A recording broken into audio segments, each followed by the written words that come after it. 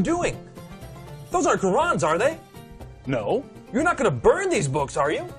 Well, the thought had crossed my mind. No! Don't burn these books. Books are filled with valuable information. Here, let me randomly pick one and open to a random page. Uthman sent to every Muslim province one copy of what they had copied, and ordered that all the other Quranic materials, whether written in fragmentary manuscripts or whole copies, be burnt. Let me see that. Uthman ordered that all other Quranic materials be burnt. So there's already been a Burn the Quran Day. But why, Nabil? I don't know, David. Perhaps one of these other books that are filled with valuable information can help. It's a good thing you didn't burn them. Let's take a look at one at random. Oh, here's one. Sahih Muslim. Abu Musa al-Ash'ari sent for the reciters of Basra. They came to him and they were 300 in number. They recited the Quran and he said, "You are the best among the inhabitants of Basra, for you are the reciters among them. So continue to recite it. But bear in mind that your reciting for a long time may not harden your hearts, as were hardened the hearts of those before you." Good. Wow! It says they had their hearts hardened. Well, what happened next? Let's keep reading and find out. We used to recite a surah which resembled in length and severity to Surah Barat. I have, however, forgotten it, with the exception of this, which I remember out of it. If there were 2 valleys full of riches for the son of Adam, he would long for a 3rd valley, and nothing would fill the stomach of the son of Adam but dust. And we used to recite a surah which resembled one of the surahs of Musabihat, and I have forgotten it.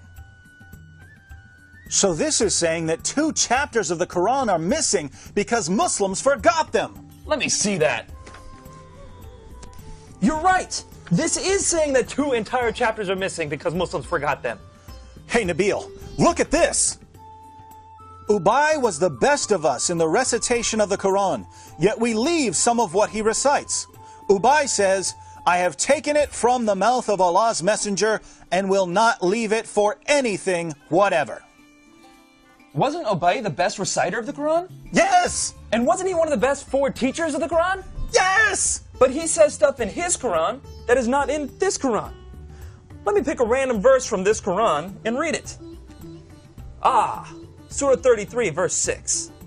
The Prophet is closer to the believers than their own selves, and his wives are their mothers. Oh look, here's a footnote. In some qira'as, like that of Ubay ibn Ka'b, occur also the words, "and he is a father of them." So Ubay, one of Muhammad's top teachers of the Quran, had words in his Quran that aren't in this Quran. But was he the top teacher of the Quran? Surely Zayd ibn Thabit, who put together the Quran we have today, was Muhammad's top Quran expert. Well, actually, Ibn Masud was the first name that Muhammad mentioned when it came to learning the Quran. You know, surely one of these books would have something about him. Oh, look, here it is. I heard the Prophet saying, "Learn the Quran from 4. Abdullah ibn Masud, Salim, Mu'ad, and Ubay bin Ka'b." I wonder what Muhammad's top teacher of the Quran has to say about it.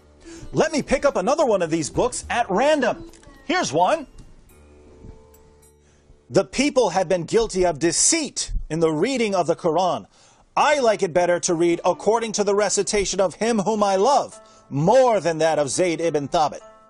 Wow, according to that book you're holding, Muhammad's top teacher of the Quran is saying reading today's Quran is like being guilty of deceit.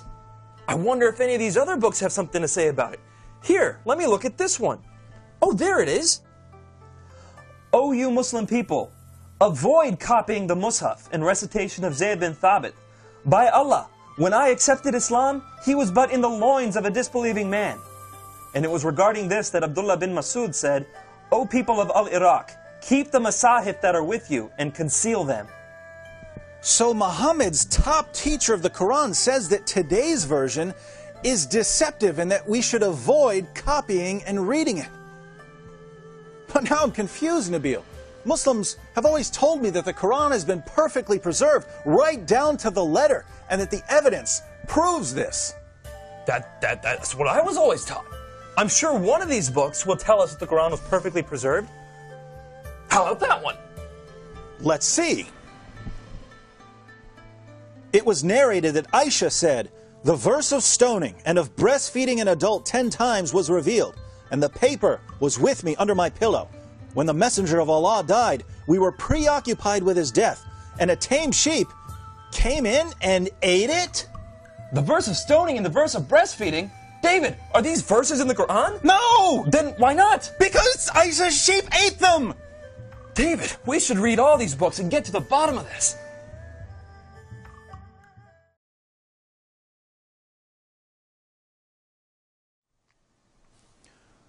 So let me see if I've got this right. Muhammad died, and no one had compiled the Quran. The people who had memorized large sections of the Quran were sent into battle by Abu Bakr, and they were slaughtered. Muslims lost a ton of the Quran that day. Abu Bakr didn't want to lose any more, and so he had Zayd ibn Thabit put together what was left and compiled it into a manuscript. And soon thereafter, people started compiling their own manuscripts, and large disputes began to happen over what should be included in the Quran.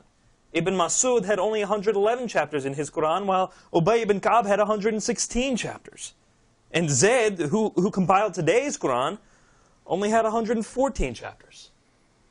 According to Muslim sources, entire chapters of the Quran were lost. Large sections of chapters have been lost. Individual verses have been lost. And in the end, Uthman put together what he could, put out his own official version of the Quran, and burned all of the evidence. Wow. Sure, I'm glad that no one burned this evidence. Nabil, let's agree that we're never going to burn any book, no matter how much we disagree with it. Yes.